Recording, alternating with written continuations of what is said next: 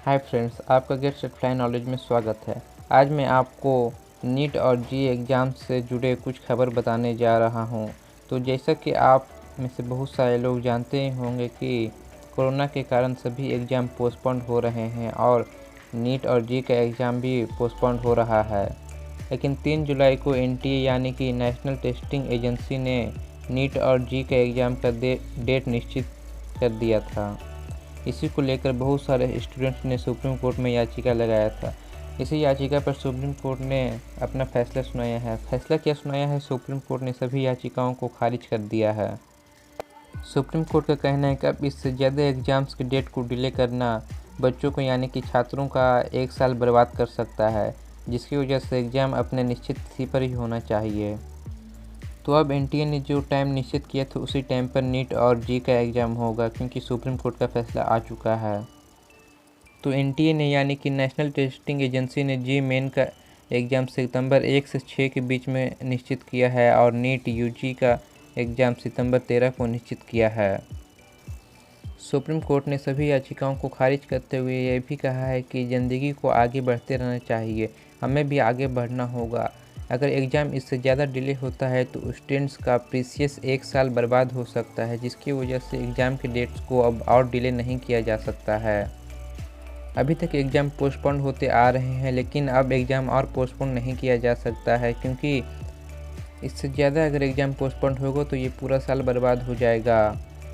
Justice Arun Mishra के द्वारा lead bench का ये भी कहना है कि पेंडेमिक के दौरान ही कोर्ट सभी प्रिकॉशंस के साथ काम कर रहा है, तो सभी प्रिकॉशंस के साथ एग्ज़ाम भी करवाया जा सकता है। इसीलिए एग्ज़ाम अपने निश्चित तिथि पर ही होगा।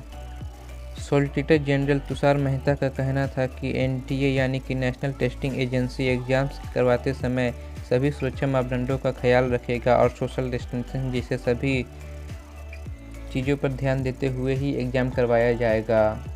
अब जान लेते हैं कि स्टूडेंट्स का क्या कहना था याचिका लगाते समय। छात्रों का कहना है कि देश में कोरोना के मामले बहुत तेज़ी से बढ़ रहा है। छात्रों का यह भी कहना है कि हमने हाल ही में देखा था कि यूपी में जब बीए और बीएससी जैसे कुछ एग्ज़ाम कंडक्ट कराए गए थे तो सेंटर के अंदर तो सोशल डिस्टेंसिंग दिख रहा था, लेकिन सेंटर के बाहर बहुत ज़्यादा भीड़ हो गया था और सोशल डिस्टेंसिंग का नामो निशान नहीं था। इसके अलावा स्टूडेंट्स का यह भी कहना है कि बिहार, असम जैसे बहुत सारे इलाके में भी बाढ़ आया है। हाल ही में राजस्थान में भी बहुत ज़्यादा बाढ़ आया था, आपने न्यूज़ देखा होगा। इसी वजह से उन इलाकों में रह रहे स्टूडेंट्स के लिए एग्ज़ाम देना लगभग इम्पॉसिबल हो जाता है, क्योंकि बाढ़ के कारण वो सही से पढ़ भी नहीं पाए होंगे और बाढ़ के कारण वो शायद एग्ज़ाम सेंटर तक भी ना जा पाएँ। इसीलिए स्टूडेंट्स का मांग है कि एग्ज़ाम को पोस्टपोन किया जाए। साथ ही स्टूडेंट्स का यह भी कहना था कि सोशल डिस्टेंसिंग को मेंटेन करने के लिए जितने सेंटर्स हैं उनकी संख्या और बढ़ाया जाए। अब दोस्तों, आप इस पर सुप्रीम कोर्ट और छात्रों का राय जान चुके होंगे। अब मैं इस पर अपना राय देना चाहूँगा।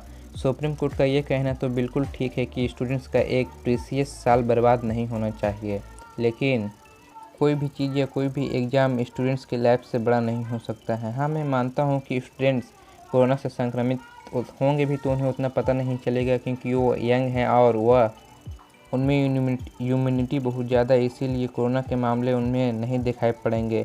लेकिन स्टूडेंट एग्ज़ाम देने के बाद अपना घर जाएगा, घर में उनके पेरेंट्स रहेंगे, उनके दादा दादी रहेंगे, वो इन्फेक्ट हो सकते हैं और इससे बहुत ज़्यादा कोरोना फैलेगा।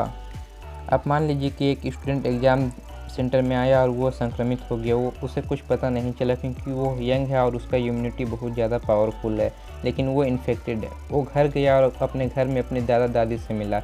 अगर उनके दादा दादी इन्फेक्ट हो गए तो उनका इम्यूनिटी तो इतना पावरफुल है नहीं, उन्हें बहुत ज़्यादा नुकसान पहुँचेगा।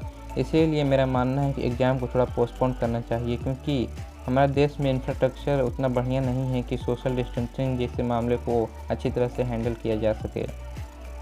लेकिन इन सब बातों का अब कोई मतलब नहीं बनता है, क्योंकि सुप्रीम कोर्ट का फैसला आ चुका है और इसे कोई बदल नहीं सकता है।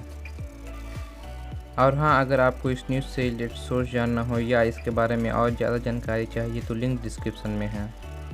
Thank you for watching. अगर आप इस वीडियो को यूट्यूब पर देख रहे हैं तो लाइक शेयर सब्सक्राइब कीजिए। अगर आप इस वीडियो को फेसबुक पर देख रहे हैं तो हमारे पेज को फॉलो और लाइक कीजिए।